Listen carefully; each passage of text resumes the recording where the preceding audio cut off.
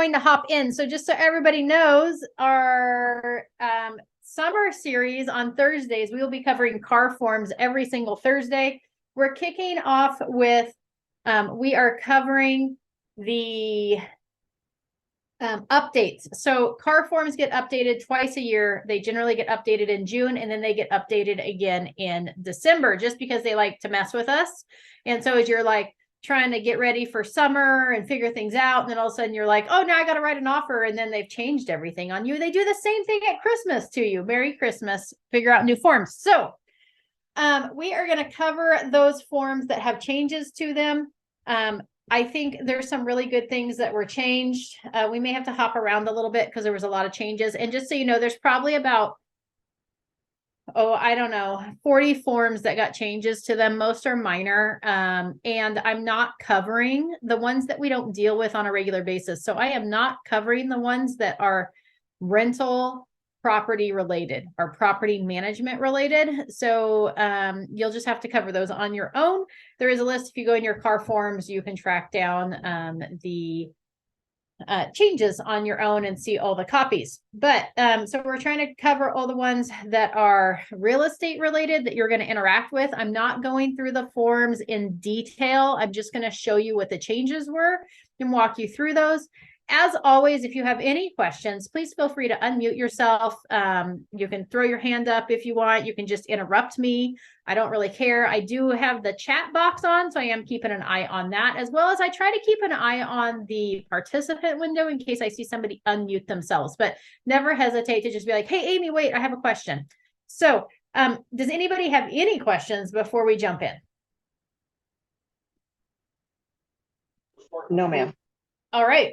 We are going to kick off with the buyer contingency removal form. I am so excited. If you have been paying attention to any of my trainings for any length of time, anytime we talk about this contingency removal form, it really makes me angry because it's like buyer contingency removal, and then there's a seller contingency removal at the bottom of the form, and the seller doesn't actually like sign the form, which the seller still doesn't, but it's just always confusing because there's a buyer signature line and a seller signature line, and everybody gets confused on who signs what. And I stand by my thought process on this. If you are a seller on a property or you represent the buyer and somebody gives you a contingency removal form, I would absolutely have my buyer or seller, the other party, initial it on there that they've seen that contingency removal, so that there's proof in there that it's been delivered and that everybody has seen a copy of it. I just think it's best practices. That's just me. But here's the new buyer contingency removal form. So there's a CRB, and then we'll find the CRS later. There's one for the seller.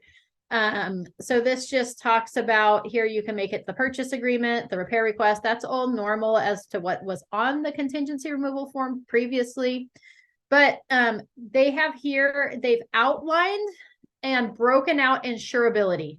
So it's all buyer investigations, including insurability, other than physical attributes. So that's been included in there on line 2C3. And then on 2C4, they've added the entire buyer's investigation contingency except, and then they outline fire insurance, flood insurance, or other. Okay, so they've broken that out in case you're having problems with insurability or tracking down insurance. I know that Heather's actually having a really big problem with this right now with one of her properties that she has the listing on. The buyers are having problems tracking down insurability. They're requiring like a flood detection device. So anyways, and then like, I don't know if you heard, but like State Farm's pulling out of California. So just a lot of issues there. And then over here on the review of seller documents, D, so it's 2D2, they've added the line other with a large blank there. So if there's something on the review of seller documents that you're not removing as part of that contingency, you'd put it there.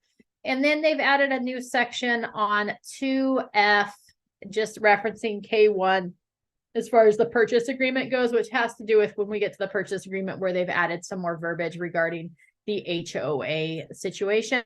Again, they've also mentioned it down here on section 3, just section 3. It doesn't have letters. I don't know why section 3 doesn't have letters. we'll just go with it, I guess, because there's only really one option, except, and then it just references that K1 from the purchase contract again. So you've got lots of options now. So buyer removes only the following individual checked contingencies. All buyer contingencies are removed except, so you've got lots of different options there. And then the buyer hereby removes all buyer contingencies. And then here is the buyer signs down here on the bottom.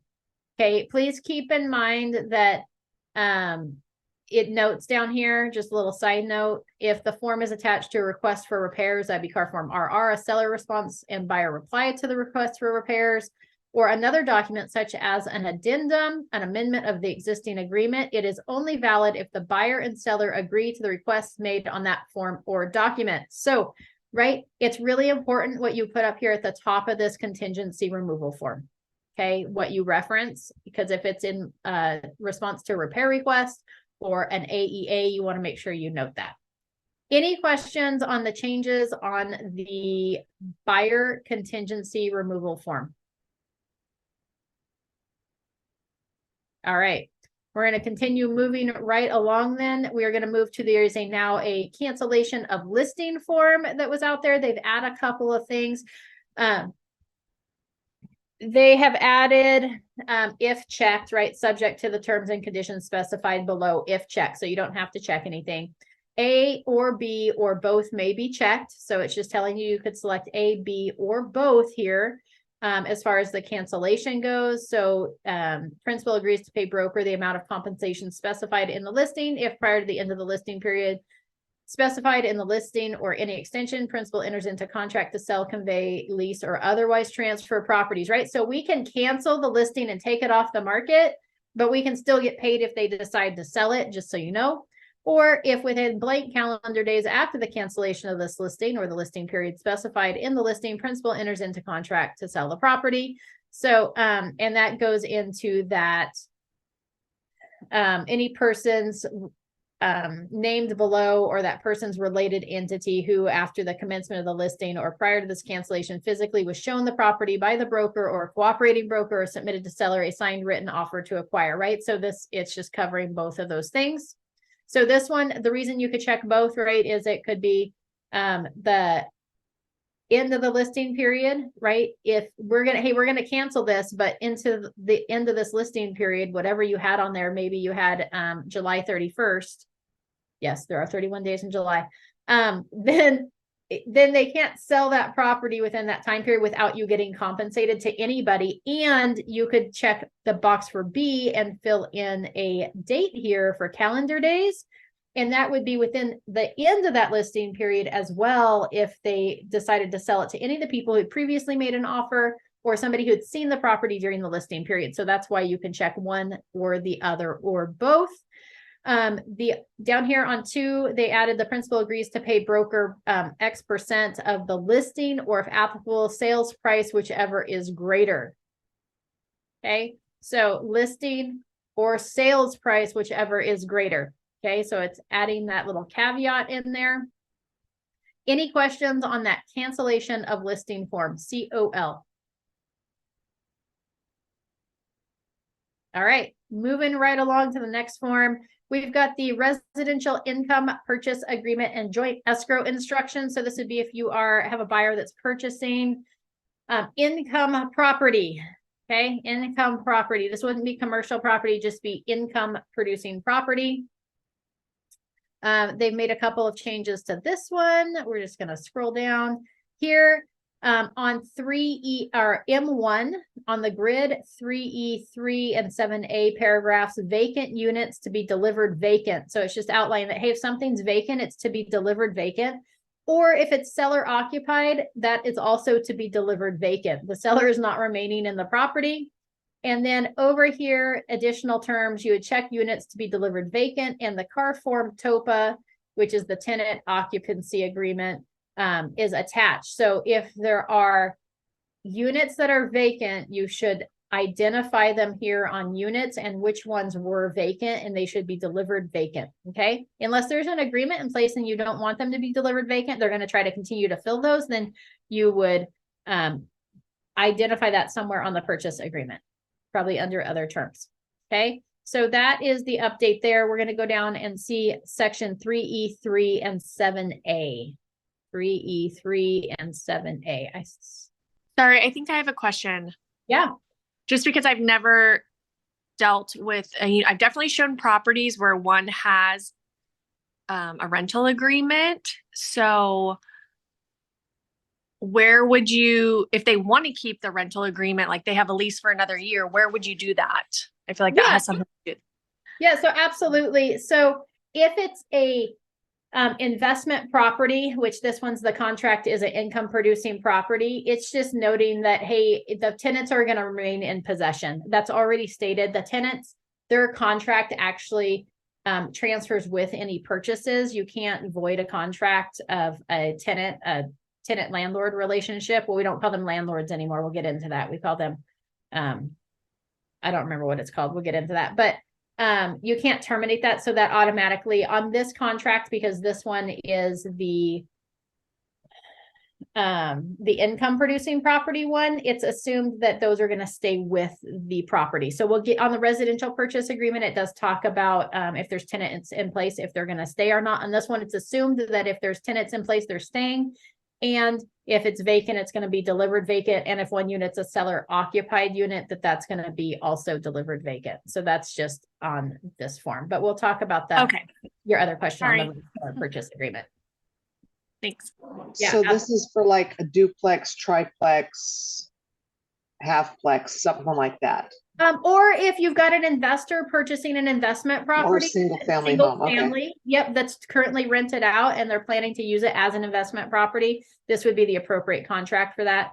When it references the 3E3, just so you know, it's referencing this part of the grid right here, the occupancy type. See, it defaults to investment property versus primary or secondary property. So just know that this one defaults to investment.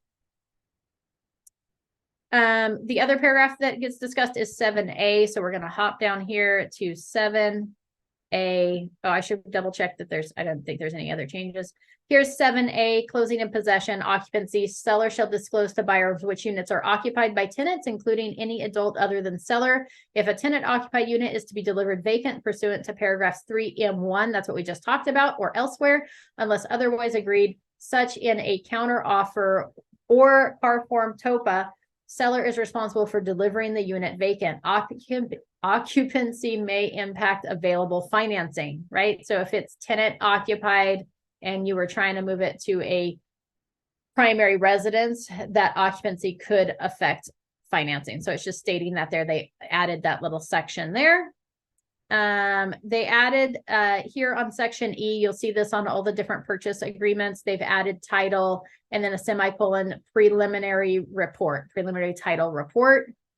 So that gets added and they're just referencing it. They're just adding clarification. We can't ever over clarify. That's why we have a purchase agreement that's like 17 pages. This one's 18. Security deposits and unearned rent. So now it's just not just security deposits, it's also talking about unearned rent, which would be like from the close of escrow until the end of the month. That would be unearned rent. Security deposits, if any, to the extent they have not been applied by the seller in accordance with any rental agreement and current law, and all prepaid but unearned rents, if any, shall be transferred to the buyer on the close of escrow. Seller shall notify each tenant regarding the security deposit in compliance with the California Civil Code. So it's just adding that little section there. So if there was deposits made, those are going to transfer to the buyer as well as any prorated rent, basically. Continuing on. 13, 14. We're almost there. I think that's the end of the changes on that form. Any questions on that residential income purchase agreement and joint escrow instructions form, the changes? All right. The next is the residential listing agreement. So this is our regular listing agreement, the exclusive authorization and right to sell. These changes were made on all of the listing agreements. There's other options, but you should just ignore the other ones because they aren't the exclusive right. So we'll just scroll down here until we get the changes. Number one is section 4C, the smart home features. The following smart home features or devices are either included in the sale or excluded from the sale. So what smart home features? This is information regarding apps, logins, and instructions may be required in the sale. So smart home features, right? Does it have like smart sprinklers? Does it have a smart thermostat? Does it have light bulbs? Like what smart home features are transferring with the house or excluded from the house? Keep in mind too, that this is just the listing agreement. So if your seller specifies something is not transferring with the property, we want to make sure that we put that in the MLS and put together an addendum to the purchase agreement as either a counter offer or put it in like your HomeLight listing management file for people to sign off on that the following items are excluded from the sale of the property. It needs to be signed with the purchase agreement. Otherwise, it doesn't matter what you put on this listing agreement, except that you will probably owe the seller some smart home devices. And you don't want to do that. Any questions about 4C?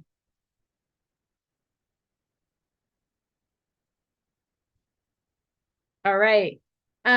Seller, the next change is section 8C. It added as a secondary option here, the seller election to opt out. Seller elects to opt out of certain internet features as provided on car form SELI or the local equivalent form. So that's where they can opt out of things like the automated estimate of value and some features, but we don't really have control over those except that we can check a box on the MLS, but that's about it. So seller election to opt out, they would check that box and then you would add this form to your transaction. 10B, I love this section, by the way. This is a fabulous, everybody hand clap for section 10B. I love this because we just addressed this yesterday with Maciel and her listing. They now have a section of presentation of offers. There are different strategies for obtaining the best offer for seller. Sellers advise that certain buyers may prefer not to be in a competitive situation and either may not make an offer if there is instruction that all offers will be presented at a later specified time, or make a preemptive offer that will expire in the hopes that seller will accept before the presentation date. Seller is advised to discuss and consider the best strategy for the seller. Seller instructs broker to present all offers is number 1. Broker agrees to present offers received for the seller's property and present them to the seller as soon as possible unless seller gives broker written instructions to the contrary. So the default is we're going to present offers as received. Okay. The second option, which you can now check, is the seller instructs broker to not present offers until a later date. Seller has elected to have broker hold all offers and present them to seller on a specific day or blank days after the property is listed as active on the MLS. Broker and seller may amend this time by agreeing in writing. That would be with a car form MOT, a modification of terms. Broker will inform seller, maybe it's MD. I always call it an MOT, but anyways, so broker will inform seller that an offer has come in, but will not submit offer to seller unless specifically instructed otherwise in writing. Local MLS rules may impact this practice, whether it will be provided and whether it will provide any benefit to the seller. I love this because as of right now, with the purchase or the listing agreement prior to this, if you wanted to present offers on a specific date, you really needed a modification of terms to the listing agreement signed that stated that information, because you do need to have it in writing. Now it's part of our listing agreement. Makes me so happy. Any questions about section 10B 1 or 2?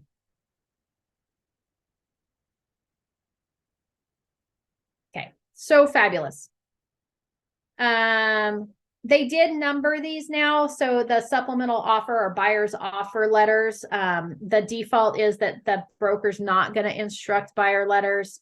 The seller can instruct the broker to present buyer letters, but you need to check the box. I highly don't recommend doing that as part of that offer process. Leave it the default. But your seller may specify otherwise.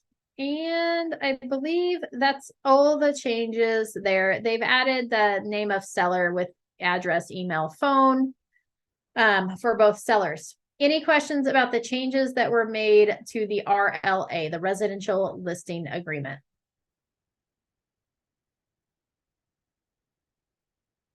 I can tell you guys are all so excited about the changes that were made, just like I was. I can hear you guys clapping in the background.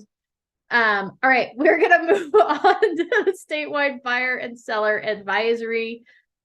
Sometimes they make changes to forms and you're like, why did they do that? And other times you're like, oh my gosh, I've been asking for this for so long. It's like they can read my mind. Like they made the buyer contingency removal and the seller contingency removal, and they added that to the listing agreement. I should have written these forms. I should be on like the forms board to help them make these changes. Anyways, the statewide buyer and seller advisory, they made some changes here. Legal tax contract considerations for both buyer and seller. You are advised to seek legal, tax, and other assistance from appropriate professionals in order to fully understand the implications of any documents or actions during the transaction. You should contact a CPA or tax attorney to determine the basis of the property for income tax purposes and any calculations necessary to determine if a sale and at what price would result in any capital gains that may need to be reported to state and federal taxing agencies. In addition, you should consult with a CPA or tax attorney regarding what factors affect how the property tax basis is determined. If you are doing a 1031 exchange, you are advised to contact the exchange accommodator to discuss the proper method and timing of the exchange, the terms of the agreement, and any counter offers and addenda. Establish your rights and responsibilities to each other. So it just adds a little caveat there for seek legal and tax advice to know whether you're going to have taxes withheld from this property or due, or how to do a proper exchange. So it takes it off our plate. That is why, just so you know, this statewide buyer and seller form, oh, you're like, Amy, stop adding extra information. No, it's all right. I include this anytime a buyer makes an offer, and I include it with the listing agreement as well. If I have somebody signing a listing agreement, because the information in here is so pertinent to somebody as they're writing an offer or previous, or as they're signing a listing agreement or before they actually submit an offer, that they should have this information up front. So I do submit this with my purchase agreements or my listing agreements to be signed. And you're like, Amy, that's an extra 15 pages. I know, but it's important, and they're going to sign it. And this really should be signed before they make the offer, not after they make an offer, or before they list the property, not when they list the property. So there you go. They've done some renumbering here. So they added electrification of energy source in section 10, page 11. And then of course, all the numbers after that had to change. So that's why all the numbers are red. Some of the pages changed to the next page. And then they added the preliminary title report on section 48 here. And they also added on 60 solar panels and net energy metering. So page 14. So we'll scroll through and look at those three sections. So we're just gonna, so I think we're section 10 is the first one.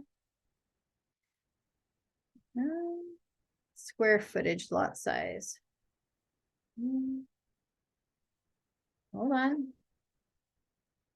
Page 11. 3, 4.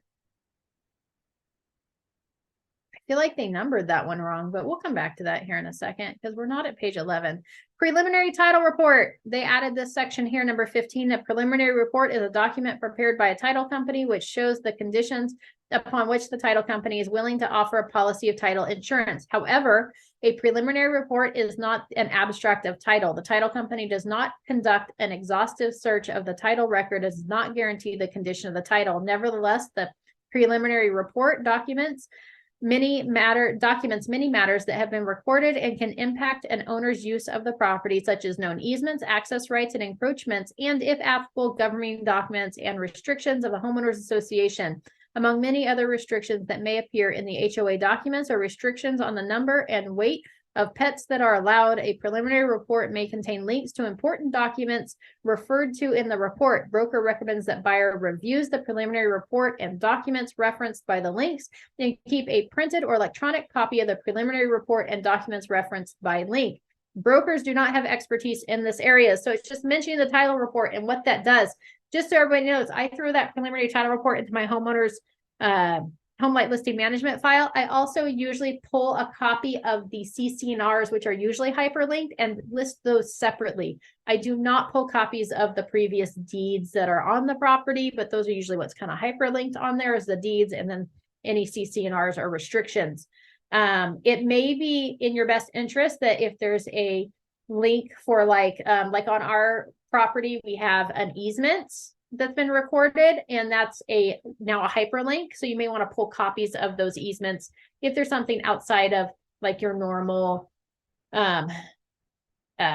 utility easements. Like most properties have a utility easement, they can come on and read the meters. But if you've got like a road that passes through the property, or they have to pass through somebody else's property, clicking on that hyperlink and saving that as a separate document may be a good idea. However, the buyers and sellers are being advised to review that information here on their own. So that's that preliminary title report. We're going to continue on here. Look for those other sections. Oh, here's the electrification of energy source, section 10. It was D10. That's why I couldn't find it.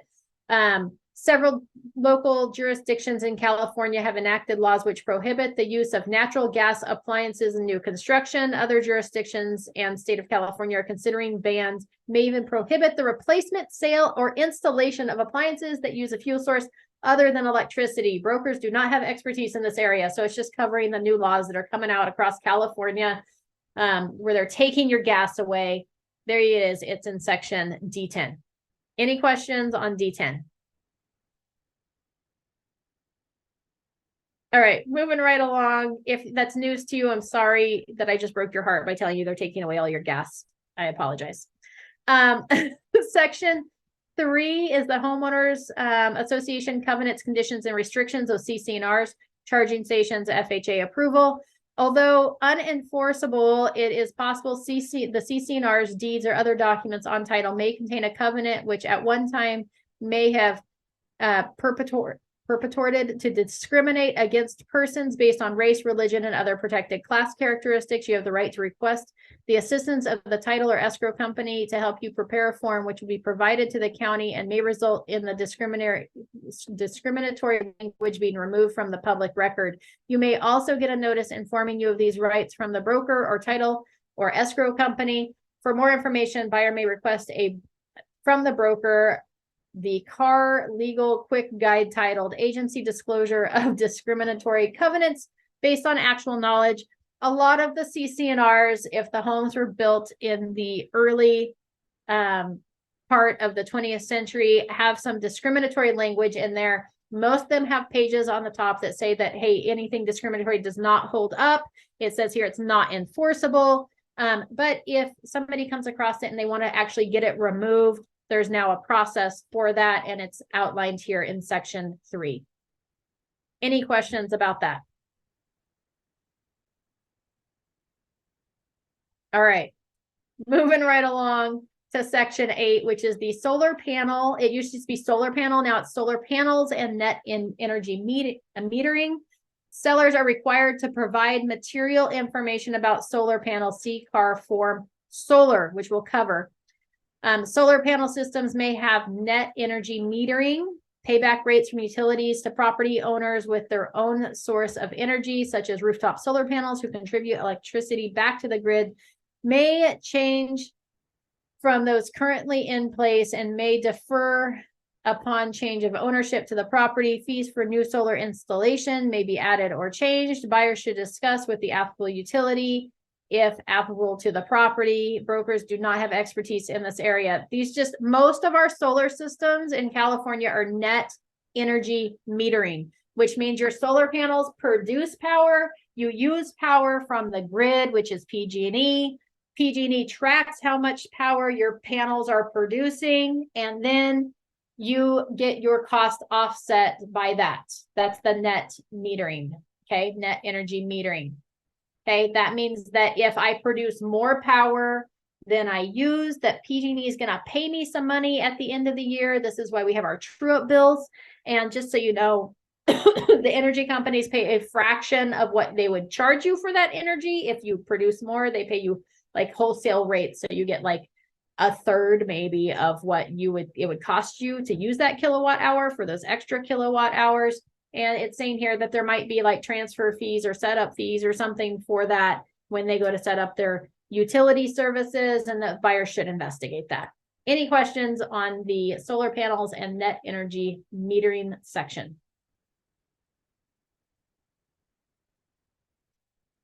All right. I believe that's the end there. We've got the signatures on that form. I'm glad they added so much that they had to pop the signature lines down to now page 15. So there's your signature lines. The next change that we have is the seller multiple counter offer. Just so you know, this is the same change on the seller multiple counter offer as it is on the seller counter offer. So the SMCO and the SCO have the same changes. And it's they're just adding more clarification because there's been some confusion on this document. So I've actually fielded some questions regarding this. So unless otherwise agreed or altered in another counter offer, if the original offer, such as paragraph 3L2 of the RPA, that's where the appraisal contingency is. The appraisal contingency amount is lower than the original offered price. The dollar amount of any difference, the appraisal gap, shall remain unchanged and be deducted from the final contract price to create the final appraisal contingency amount. So right on our residential purchase agreement, on the appraisal contingency, it defaults to contract price. It needs to appraise at contract price. But there's a little line that you can check a box and fill in a dollar amount there. Like if we were going to purchase the offers for $1 million and we're going to offer 950,000, as long as it appraises for 950,000, we're willing to cover that gap. This addresses that. So for example, if the purchase price offered is $1 million and the buyer reduces the appraisal contingency value to 950,000, that's what they would put it in line 3L2 of the residential purchase agreement. The appraisal gap is 50,000. If the purchase price is increased to 1.2 million as a result of the counter offer, the appraisal contingency value would be adjusted to 1.15, right? 1.2 minus 50,000. The property appraises below 1.15. The buyer may exercise the appraisal contingency right to cancel this agreement. Okay, so it's just outlining and detailing so that everybody can understand it. That appraisal gap stays the same. Whatever that dollar amount is, it moves around so you don't have to clarify. Any questions about that change on the counter offer?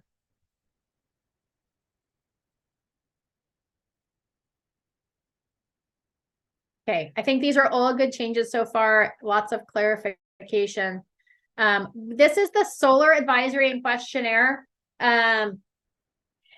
If you have solar on a property, you should be getting a solar advisory and questionnaire. I don't know that I've ever seen it in a transaction. I definitely haven't used it. It's not new. Now it came out previously, but I still don't think people are using it. So they've updated some of the verbiage in it, but make sure you're using this.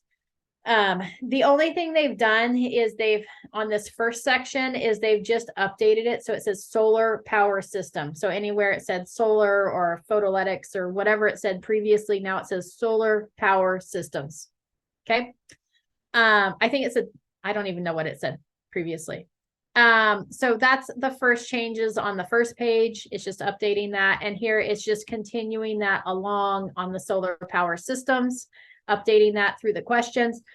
It added section 9 on question 6A9, which is material facts or information related to the solar power system. What are the material facts, right? Like, is it not functioning properly? Has it reduced what the output is, how much solar it's producing? Like anything like that, the sellers need to disclose that information. And then you'll see that through the rest of it, they just updated it with that solar power systems verbiage on that form. Any other questions on the solar form, SOLAR? It's the longest acronym in the history of CAR Forms Library. Solar. All right, moving right along. We have seller's payment to broker, the SPBB. So just so you know, there's a part on the contract now where it's got a little blurb. It was there starting in December, where it says that the agent has the right to negotiate with the seller for their commission. So you would use this form here. And I believe this is the new form for that. So the following terms and conditions are hereby incorporated as part of the purchase agreement. Instructions: use this form only if the buyer and buyer's agents already have entered into a buyer representation agreement, CAR Form BRBC, already entered, not are going to enter into it at the same time, already entered in. The buyer has an obligation to pay buyer's broker compensation pursuant to the representation agreement after first deducting any amount that the buyer's broker will be receiving from the seller's broker through the MLS or other agreement, CAR Form CBC. You don't have to use the CBC if it's on the MLS, that cooperating broker compensation, that's what you're receiving. Buyer is, so this is saying that number one, you have to have a BRBC already in place. Number two, you have to put 2.5% or 3% on there, and the seller's only offering, or the seller's agent's only offering 1.5% or 2%. There's a shortfall. The buyer is asking the seller to pay buyer's broker all or a portion of the balance due to buyer's broker under the representation agreement. This amount shall be entered into paragraph 3. The seller may accept, reject, or counter this term as with any other term in the buyer's offer. Okay. The amount or rate of real estate commissions is not fixed by law. They are set by each broker individually and may be negotiable between seller and broker. Real estate commissions include all compensation and fees to broker. Buyer representation agreement with compensation. The buyer has entered into a written agreement to compensate buyer's broker X% of the purchase price, or if checked as flat amount for the purchase of the property, right? Usually we fill something in here. It's usually like 2.5% or 3%.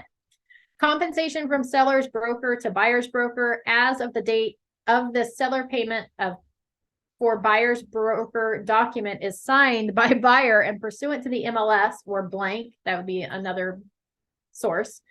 Seller's broker has agreed to pay buyer's broker X% of the purchase price, or if checked, a flat fee upon completion of the transaction. That's generally is what you're seeing in the MLS. Okay, what's being offered as compensation. The seller payment to buyer's broker shall not be greater than the amount in paragraph 1 minus the amount in paragraph 2. So, right, the amount that the buyer agreed to minus the amount that we're already getting compensated, it's not going to be more than that. Seller agrees to pay buyer's broker X% of the purchase price, or if checked, flat rate. Enter percent or amount which is no greater than the applicable percentage or amount in paragraph 1 less the applicable percentage in paragraph 2. Okay, buyer authorizes its escrow holder upon request to deliver to seller a copy of the portion of the written agreement between buyer and buyer's broker, identifying the amount of compensation. They don't have to get a full copy of it, just the page that shows the compensation. If the buyer's broker is the same as the seller's broker, then the amount specified in the MLS shall apply in the manner specified in paragraph 2 and 3. Additionally, if the broker has agreed in a listing agreement to reduce the amount of compensation in the event of dual agency, the amount of compensation specified in the MLS will still apply to offset the compensation that the buyer has agreed to pay buyer's broker. By signing below, the buyer and seller each acknowledge they've read, understand, accept, and have received a copy of the seller payment for buyer's broker. Any questions on this form? I know it's a lot to take in, but this is part of the purchase agreement. There's that little box that gets checked, and you can negotiate directly with the seller for any shortfalls in commission, and then you would use this form to do so. Okay. I'm surprised that this form doesn't have a box that says subject to the attached counter offer. Since you can counter the terms in this, you would still need to sign it. So I'm surprised it doesn't address that, but whatever. Seller's purchase of replacement property is the next one, the SPRP. We will be covering this form specifically in the next couple of weeks on our Thursday forms class. But they've added into here on B, the seller has entered into a contract to acquire replacement property, and the finding replacement property contingency is removed, right? So it's seller's purchase of replacement property is both the finding and the closing of that replacement property, generally speaking. And so if the seller's already entered into contract to acquire, they're just saying that, hey, that finding replacement property contingency is removed. If this paragraph is checked, then the time periods in 2A, which is down here, and the buyer's deposit, that would be 2B, shall remain as specified in the agreement. When they say the agreement, they're referring to the residential purchase agreement. So it's just going to start immediately. And then C. So finding replacement property is 1. So you're either going to check 1A or B. And then you've got C, the close of replacement property. This contingency in favor of seller. Seller is scheduled to close escrow date. Shall either close escrow or remove this contingency in writing. Okay. Seller by the scheduled close of escrow date shall either close escrow or remove this contingency in writing. So this still needs to be removed by the seller. Removal of contingencies. This gives you the buyer right to cancel and the seller right to cancel. So buyer right, the buyer may cancel the agreement in writing as follows. After first giving seller a notice to seller to perform, the seller fails to remove the finding replacement property contingency. If paragraph 1C is checked, after first giving seller a notice to perform, the seller fails to remove the closing on replacement property contingency. Note, if the seller is unable to meet the obligations for other timeframes in the agreement, such as close of escrow, buyer may cancel as permitted in the agreement, even if the contingency is not removed. Okay, so if the seller's not meeting their timeframes, the buyer can submit that notice to perform and cancel. Seller's right to cancel. The seller may cancel this agreement in writing as follows. If seller, prior to removal of the finding replacement property contingency, seller is unable to enter into contract to acquire replacement property, or if paragraph 1C is checked, seller is unable to close escrow on replacement property according to that contract. Any questions about the changes that were made to the SPRP?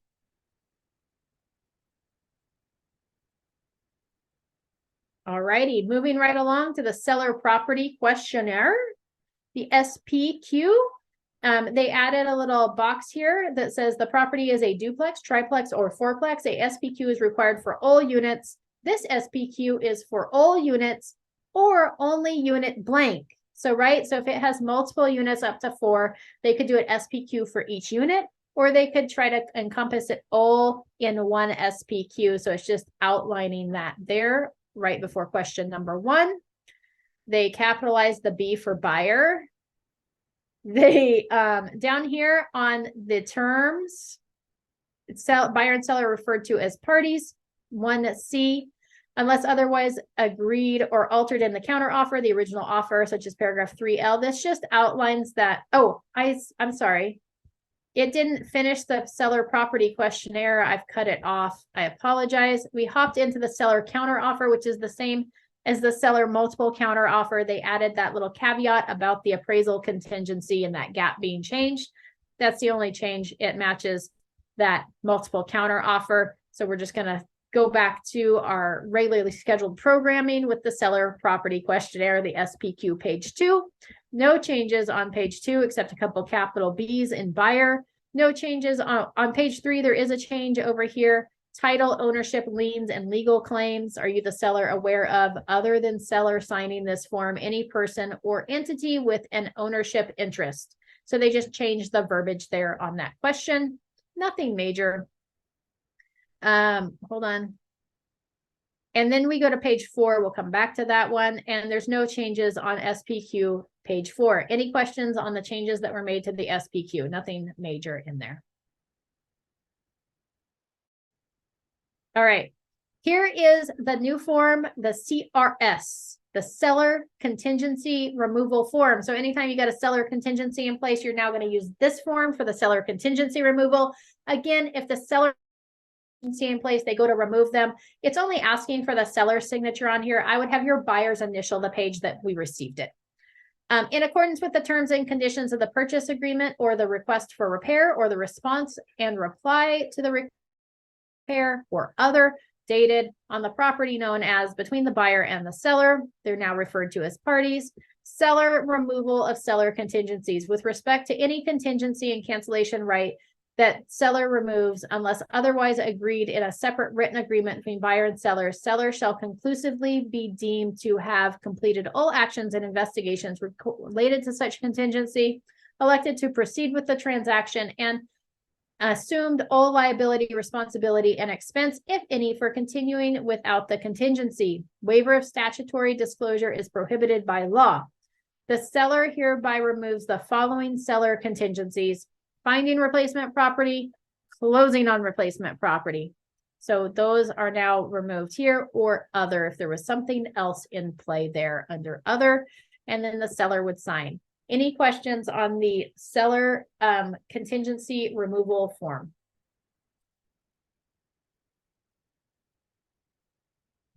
All right. Fabulous. Moving right along. This is the TDS, the real estate transfer disclosure statement. Again, it's the same as the SPQ. It just added that, hey, if the property is a duplex, triplex, or fourplex, a TDS is required for all units. This TDS is for all units or blank only units 1 and 2, 3 and 4, 1, 2, right? You might do several TDSs. Okay. So they have that update there on the first page.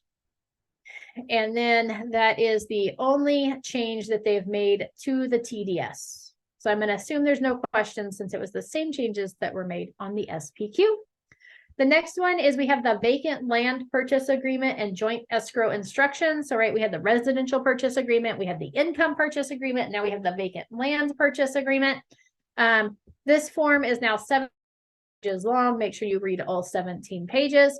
Here's our intended use. They're assuming that if you're buying land in California, it's an investment purchase. Okay, because you're not living on vacant land. Okay. So, or check the box for other. So if it's going to be your primary residence, you can, but just know that they changed the intended use for investment or blank. And they added here, government point of sale requirements, inspections and reports. So it was just government point of sale requirements. Now it has inspections and reports.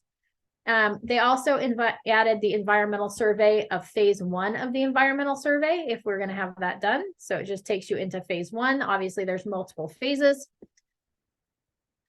And I think those are the only real changes that they made to this one. Oh, here's the government point of sale requirements because they added it. The point of sale inspection and refer to any such actions required to be completed before or after close of escrow that are required in order to close under any law. If any point of sale requirement, Maya, did you have a question? I'm sorry, no. Okay, you're fine. If any point of sale requirement requires repairs, retrofits, or additional costs beyond an inspection or report, further written agreement regarding costs is required. If an agreement is reached, and unless parties otherwise agree to another time period, such as repair, retrofit, or work, shall be completed prior to the final verification of property. If buyer agrees to pay for any portion of such repair, buyer shall directly pay vendor completing the repair or provide an invoice to escrow holder, deposit funds into escrow sufficient to pay buyer's portion of such repair, and request escrow holder pay the vendor completing the repair. If agreement is not reached within the time specified or within the time for removing the buyer investigation contingency, then either party may cancel this agreement.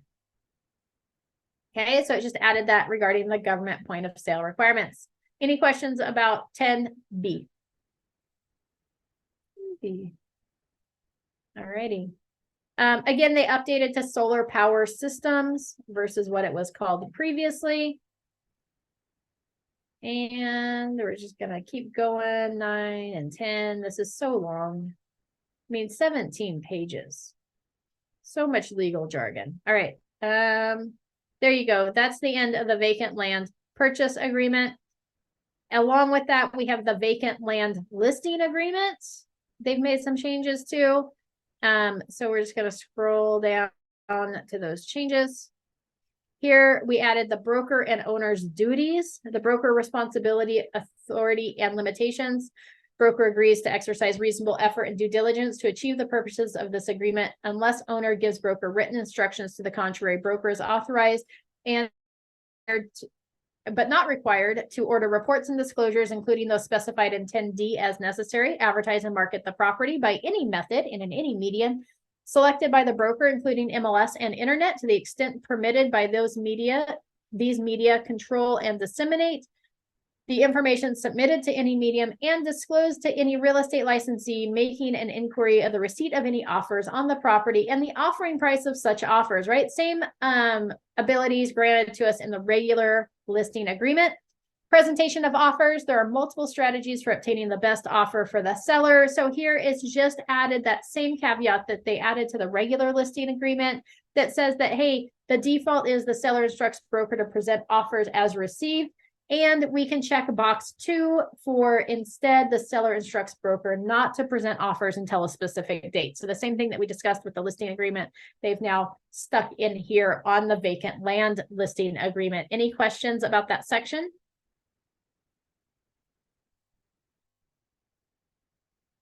All right. We're going to keep on keeping on here. They also added mediation. Owner and broker agree to mediate any dispute or claim arising between them under this listing agreement before resorting to arbitration or court action. So we're saying, hey, if there's any problems that arise from the listing, we're going to go to mediation. Mediation fees, if any, shall be divided equally among the parties involved. If for any dispute or claim to which this paragraph applies, any party, the non-mediating party, commences an action without first attempting to resolve the matter through mediation, or before commencement of an action refuses to mediate after a request has been made, then the non-mediating party is the losing part, and then if the non-mediating party is the losing party in any such action, the prevailing party in such action shall be entitled to recover attorney fees from the non-mediating party. Notwithstanding the terms in paragraph 18, exclusions from this mediation agreement are specified in paragraph 22B. And that's just the things that are excluded from mediation. Legally authorized signer, wherever the signature or initials of the legally authorized signer identified in the signature block below appear on this agreement or any related documents, it shall be deemed to be in a representative capacity for the entity described and not in an individual capacity. Unless otherwise indicated, the legally authorized signer represents that the entity for which the person is acting already exists and is in good standing to do business in California, and shall deliver to broker within 3 days after execution of this agreement evidence of authority to act in that capacity, such as but not limited to the applicable portion of the trust or certification of trust, letters of testamentary, court order, power of attorney, corporate resolution, or formation documents of the business entity. Any questions about 22A or 25 on the vacant land listing agreement? It just really matches the residential listing agreement now. Amy, Yes. I have a question. It's not about the, well, it kind of is. If you already have, if you have listing agreements signed, do we have to update those listing agreements? You do not. You can keep, if you have anything signed currently, we stick with the documents that were signed. We just use these moving forward. Okay, thank you. Good question. Here's the rest of the paragraph for the entity owner. It matches the same as the regular listing agreement, right? If this paragraph is completed, the representative capacity disclosure form is not required for the legally authorized signer. You would just fill in these boxes, and then you would have everybody sign here and the broker sign here. Just so you know, there was some changes made on the 2 brokers with different companies or co-listing the property. The car form ABA, there were some changes to that form. I'm not sure I'm covering that one today, but I don't think I included it just because it's so random that ever happens. Any questions on the vacant land listing agreement before we move along? All right, we have the tenant occupied property addendum. That's that TOPA was referenced on the investment property form. Buyer and seller are referred to as parties for the purpose of this tenant occupancy property addendum. They've added a couple things down here under the property to be delivered vacant, right? So tenants normally remain in possession. Brittany, this goes back to your question on, I missed that on the residential purchase agreement. There's a possession where it talks about when the buyers are going to take possession of the property. And if the tenants remain in possession, then we include this TOPA form. And the default for this is that the tenants remain in possession. So they take the property subject to tenant rights and under the terms and conditions specified in paragraph 2. If the property is to be delivered vacant, this would be section B here. So if the tenants were going to get kicked out, but do keep in mind that the tenant's rights go with the property and not the owner. So the owner selling the property does not make the contract null and void for those tenants. They still have a lease agreement in place. 3 is the seller within 5 days prior to the close of escrow shall deliver to buyer the known names of all adult occupants other than the seller residing in the property, or the following names are the names of all known adult occupants other than the seller. Even if pursuant to the agreement, seller remains in possession after the close of escrow, no tenant shall remain in possession except blank. So it's just filling that in if the property is to be delivered vacant. Tenant remaining in possession, this is all the same as it was. We'll be going over this form as part of our car forms training throughout the summer series. So just stay tuned for that. Any questions about the TOPA form? All right. Cancellation of contract, disposition of deposit, and cancellation of escrow.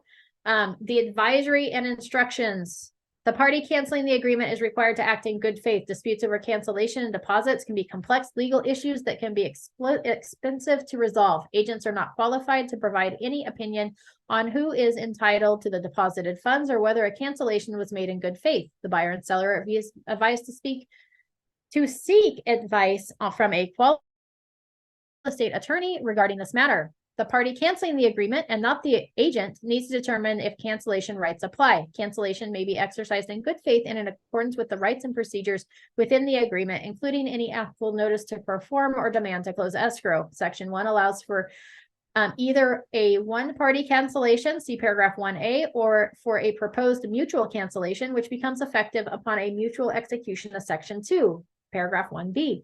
If there is an open escrow, escrow holder will need mutual agreement and instructions from both parties regarding the deposit and canceling of escrow.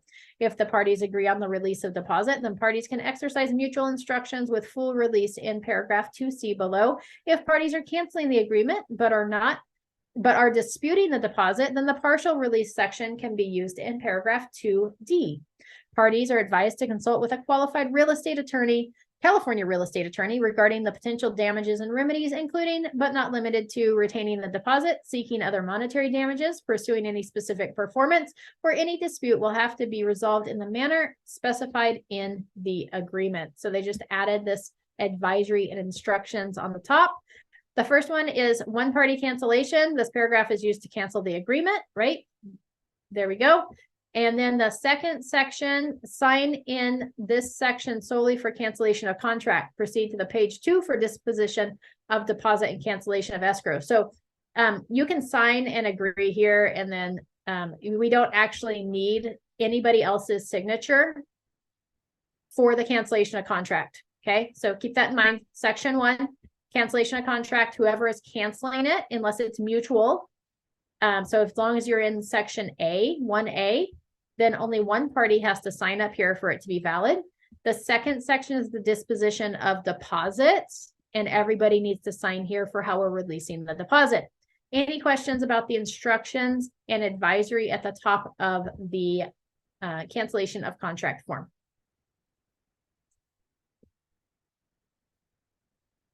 All right, moving right along. Assignment of agreement addendum. So this is right, we can assign the agreement to anybody, and including that is like if you add buyers to the contract or take a buyer off, that's an assignment of the agreement. So they've added the word amendment there, and then they've added the verbiage down here. So partial or total assignment. A is partial assignment, we're adding a buyer. B is total assignment, new buyers replace original buyers. They've added that verbiage in there. Or they've given us option C, other assignment, replacing a buyer and at least one original buyer remaining or deleting a buyer. Here's the buyers being removed. Is assigning all of buyer's interest in the agreement to the new or remaining buyers, assignees' names below. So first is, hey, we're just adding a buyer. Second is now we're assigning it to a whole new person to buy the contract and taking the original buyers off the contract. And section C is now, hey, we're pulling somebody off the contract and we're potentially adding somebody new to the contract. So you can do either or. And then they just relabeled D and E. Any questions about the changes that were made to this assignment of agreement amendment? I think it used to be an addendum. AOAA. Fabulous. Just continue right along then. They've changed it to amendment here, amendment there, lots of red letters. Seller's right to disapprove an assignment if applicable is established in the agreement. So the seller actually can't block it. The default now in the residential purchase agreement is 17 days.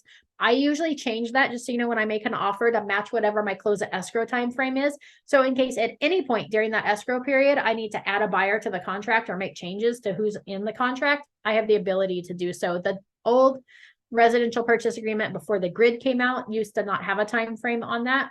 The new one has a 17-day time frame on that. It's part of the it matches like the contingency time frame. So I usually update that.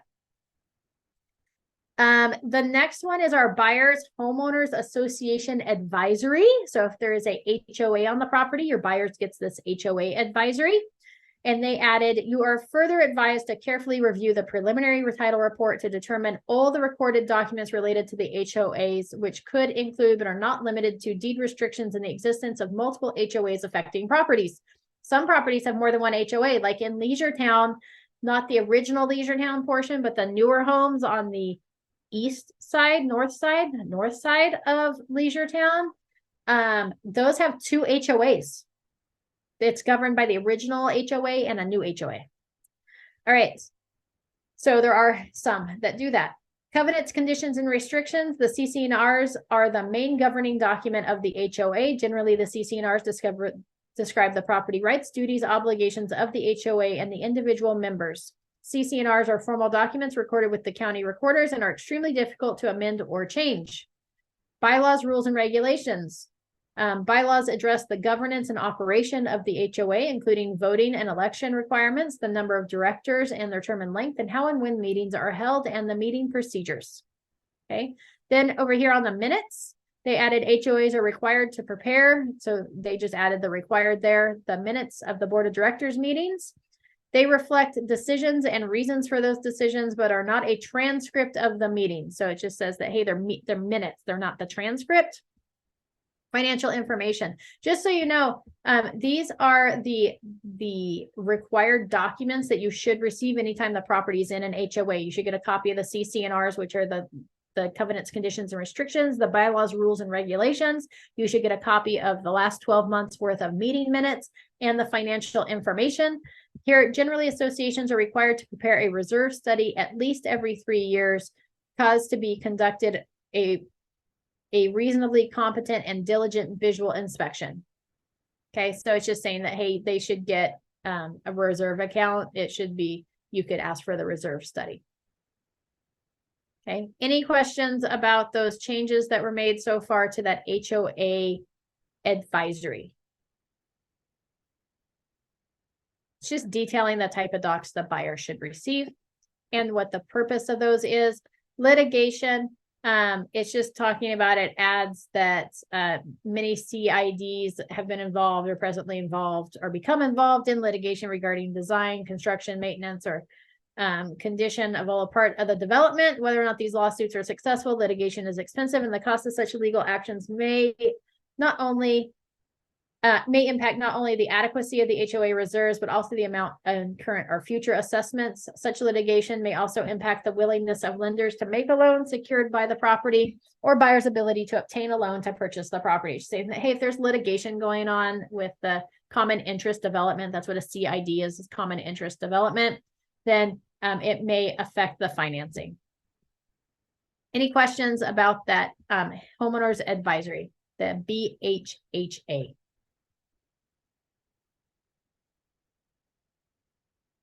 I don't know why it's called a BHHA. It should be a BHAA. But anyways, again, I didn't write these forms. All right. The buyer counter offer just has the same caveat that the seller counter offer and the seller multiple counter offer had. It just includes that verbiage about the appraisal gap and how that spells out and what it looks like in case of a counter offer. So I'm not going to cover that again. Animal terms and conditions addendum. This is for a residential lease. Just be aware of it in case, because it could also be included in the residential lease after sale, the RLAS, where the seller staying in possession of the property 30 days or more. If they've got pets, you may want to include the animal terms and conditions amendment or addendum. That's why I kept it in here, is just to bring your attention to it. Same thing here with the bed bug disclosure. That's only necessary if you've got the residential lease after sale, the RLAS. Then this bed bug disclosure might come into play or will come into play. Here, this is all the changes that were done to the property management forms, not all the changes, but the majority of changes that were done to the property management type forms is they changed it from landlord to housing provider. So it's now housing provider. So you're no longer a landlord, you are now a housing provider. So just kind of keep that in mind. So we've got those. Let me pull up the other set of forms. You're like, Amy, you're not done yet? No, it's 10 o'clock. Oh no, I just lost that one. Hold on. There we go. All right. Let me just double check, because I usually try to keep these to an hour. I think I'm good. for a little bit longer. Dun, dun, dun, dun. Oh yeah, we're totally good. All right, so as long as you guys are good hanging with me, I'm gonna finish these forms. There's only like 1, 2, 3, 4, 6, 7. There's only like 9 more. So, and they're quick. So the first one is the disclosure information advisory had some changes to it. This one, just so you know, this disclosure information advisory, it's for sellers. I always include it with my listing agreements. Okay, because it outlines their requirements for disclosure. It's a fabulous form. It's in like layman terms. At some point, it's like, hey, if you're unsure about whether something's important enough to be disclosed, you should probably disclose it, right? If you don't want to disclose a piece of information about the property, think about your reasoning why, right? So it's really good. I like it for my sellers. I include it with the listing agreement. Here's the section that was changed under the seller property questionnaire. Just talks about like things that are required for disclosure, right? Death within the property within the last 3 years. Another example is this requirement is the seller's single family residence built January 1st, 1994, must disclose the property has non-compliant plumbing fixtures. This includes any toilet that uses more than 1.6 gallons per flush, any shower head that has a flow capacity of 2.5 gallons per minute, and any interior faucet that emits more than 2.2 gallons per minute. The SPQ should be used in conjunction with the TDS to help the seller carry out their obligation to disclose no material facts and defects affecting the value and desirability of the property. One of the questions on the SPQ and the ESD, which is the exempt seller disclosure, see next section, addresses the seller's obligation to provide the buyer with any relevant documents, including reports, whether past or current, in the seller's possession. Okay, so they just updated that section on the seller property questionnaire. Wasn't any real changes there. They just clarified some things. Any questions about that DIA, the disclosure information advisory, and the changes that were made to that form? All right. The next one is the exempt seller disclosure. So this is falls in place with the same as like the TDS, that if there's certain circumstances in which the seller does not have to complete a TDS, they would use a ESD, the exempt seller disclosure. Then you would just fill out the top. They just said the property is a duplex, triplex, fourplex, and ESD is required for all units. The ESD for all is for all units or default, right? Same change they made to the other forms. And that's the only change they made to the ESD. So this gets used for anybody who are exempt from completing a transfer disclosure statement, or they're not providing a SPQ, seller property questionnaire. Any questions about that ESD change? All right. The FHDA, the Fair Housing and Discrimination Advisory, this is automatically attached to your purchase agreement and your listing agreement, which talks about the fact that you should not discriminate. It just updates this. It's got landlords/housing providers to use the new terminology that they're using on the form. So it just updated that. Down here, they also gave you the state fair housing resources. So they updated that website there, and then they updated buyer, tenant, seller, and housing provider have read. So, and then seller/housing provider instead of seller/landlord. Okay. Super simple changes to the FHDA. The next one is the MHPA, which is your mobile home purchase addendum, which we use in conjunction with our residential purchase agreement in the case that it's a mobile home. And there were a few changes here. Down here, the residency application and park rules for property located in leased or rented land. It used to just state that the buyer's approval of the lease or rental agreement is a contingency of this agreement within the time specified in the agreement for removal of investigation of property contingencies 5 days after or 5 days after delivery of park rules and regulations, whichever occurs last. Buyer shall deliver to seller buyer's written approval of park rules and regulations. They added B, buyer shall within 5 days after acceptance submit a completed residency application or other required information to the park landlord or HOA. So the default is 5 days. You can change that and shorten it up to make your offer more appealing, Or buyer obtaining residency approval is a contingency of the agreement in favor of buyer. Such approval shall be obtained 5 or blank days prior to the close of escrow.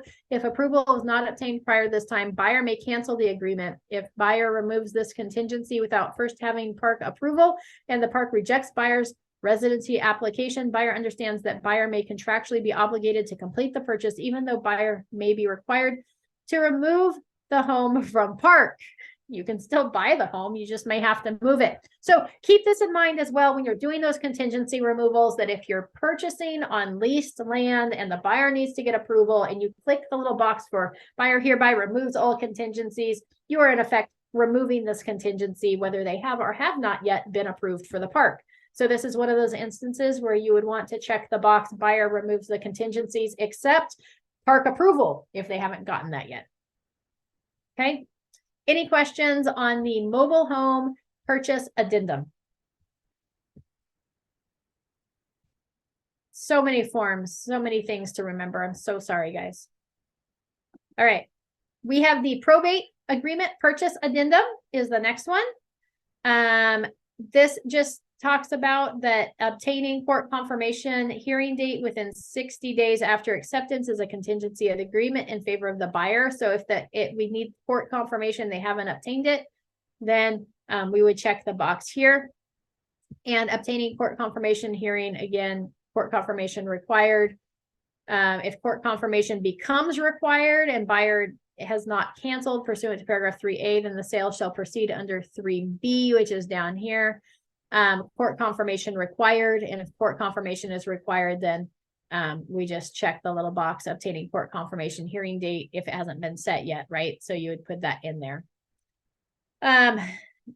Order confirming sale, buyer will be issued by the court, right? Buyer shall pay the balance of the purchase price and escrow shall close within 10 days from receipt of such order by escrow holder or buyer. So that's just saying once we get approval from the court, the close of escrow should happen within 10 days. So, and you may need to vary that based on when the court confirmation, if the court confirmation hearing's already been set and you know you're going to like have it at the very beginning of a 30-day escrow, then we probably want to increase this time frame. Versus if we know we're going to be dragging it out waiting for court confirmation, this just says that, hey, once we finally get that court confirmation, we're on track to close within 10 days. In addition, dispute resolution, even if initiated by the body of the agreement, the paragraphs for liquidated damages, mediation, and arbitration are deleted from the agreement due to a probate court having jurisdiction over the resolution of disputes and damages awarded. So it just falls under there. If the property is under independent administration of the Estates Act and the parties are attempting to modify the agreement to include any of these provisions, the parties are advised to seek the legal counsel of a qualified California probate attorney before adding any such provisions. It's just saying that, hey, like dispute resolution, this is already having to be overseen by the court because it's a probate purchase agreement. So they'll handle any disputes. Any questions about the probate purchase addendum?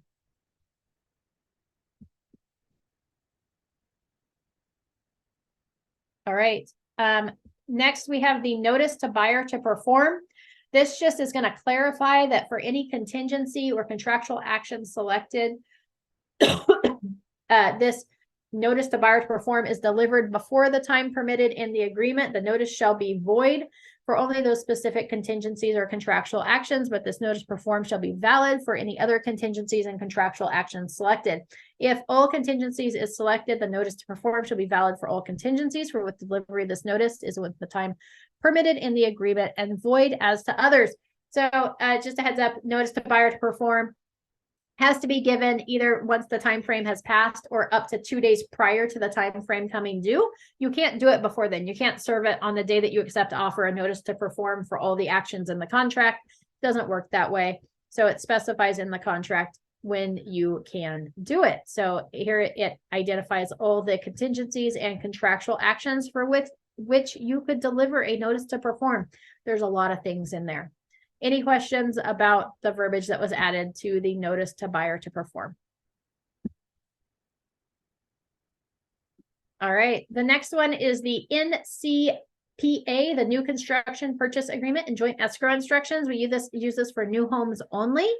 And seller agrees to complete the construction of the property. Just so you know, this generally isn't used on actual like your typical new construction. You usually use the builder's contract for that. This would be like a private seller of new construction. Okay. Seller agrees to complete construction of the property and file a notice of completion thereon on or before the time specified in paragraph 4B, which shall be no more than 1 year after acceptance of the agreement. So they just clarified that. In addition, if through no fault of the buyer, escrow does not close within 1 year, in no event shall buyer be obligated to close escrow. So if they don't close escrow, if they don't finish the construction, close escrow in a year, then the buyer is no longer obligated to purchase the property unless after acceptance, buyer and seller agree in writing to a closing date beyond 1 year after acceptance. So if it gets extended or they've agreed to it, then it stands. If escrow does not close on or before the time specified in paragraph 4B, or as otherwise extended by seller and buyer in writing after acceptance due to no fault of buyer, seller shall within 15 days after the time specified in paragraph 4B or extension return buyer's deposit, including all third-party charges such as those specified in paragraphs 40 and 41, and charges for optional items such as paragraph 2. Buyer shall have the option to either cancel this agreement based on the close of escrow as established in paragraph 18G, continue with the purchase of the property, and close no later than 10 days after buyer receives notice from the seller of the issuance of the certificate of occupancy from the applicable local government or pursue any other legal remedies. If buyer is at fault, seller shall not be obligated to return any amount paid to the seller as liquidated damages pursuant to paragraph 42 if applicable. So they just added some verbiage in there that allows the buyer to cancel if it doesn't close within the time specified. This is only on the new construction. This is not the residential purchase agreement. Okay. Let's just double check. They've got the grid like the residential purchase agreement. They updated the solar power systems instead of just solar systems. Here, buyer right to cancel buyer's deposit, including fees and expenses incurred by the buyer and other expenses already paid by escrow holder.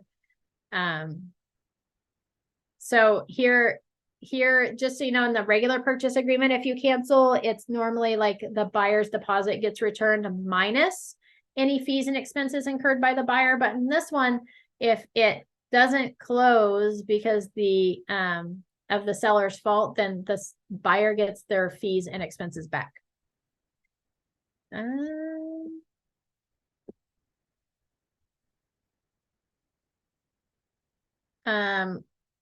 and finish, just add some seller standard warranty here. Some red boxes were added, nothing super exciting. Any questions about the vacant land purchase agreement changes that were made? All right. Next one is the RCSD, the representative capacity signature disclosure.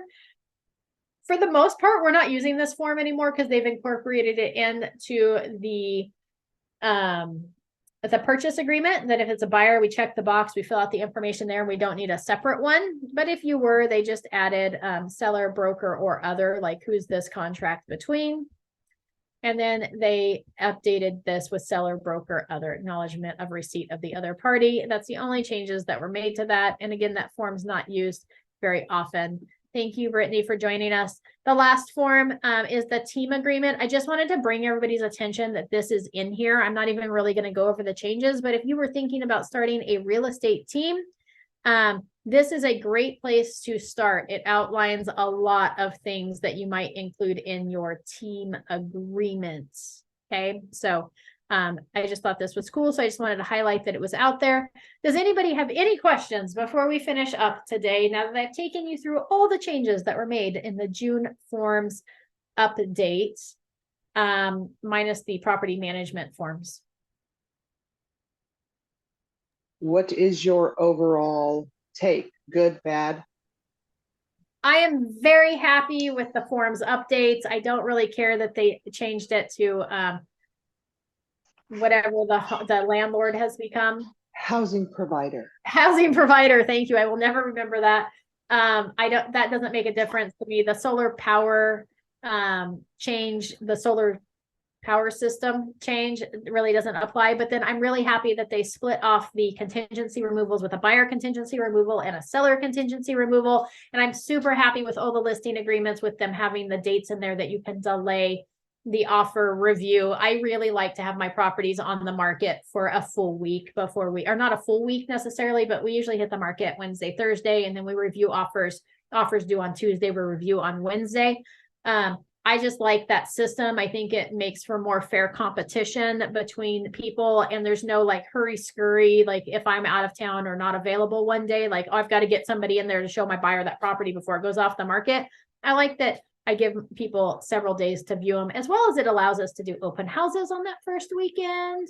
So I'm very happy they've included that as part of the regular listing agreement instead of having to do a modification of terms or to write it in on the other terms. So I think all the changes that were made, for the most part, super good.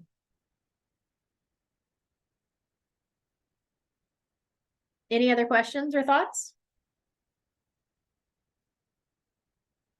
No, ma'am, I'm good. Fabulous. I hope everyone has a wonderful day. We will be back next week. I am not here on Tuesday, so the Tuesday 3 o'clock class is not happening next week. But I will be here on Wednesday and Thursday at 9 a.m. Thursday, we're covering forms. I don't know what we're covering on Wednesday. I feel like maybe we've got a lender coming in on Wednesday, and Abby's got the link in the chat box to log your attendance. And you can also make a note of any future trainings that you'd like to see or forms that you would like to see me cover to make sure they made the list for the summer training series so that I can get them added in there. Hope everyone has a fabulous day, and we'll see you next week. And congratulations to your baby graduating. Thank you. Thank you. All right. All right. Toodaloos. Bye, everybody.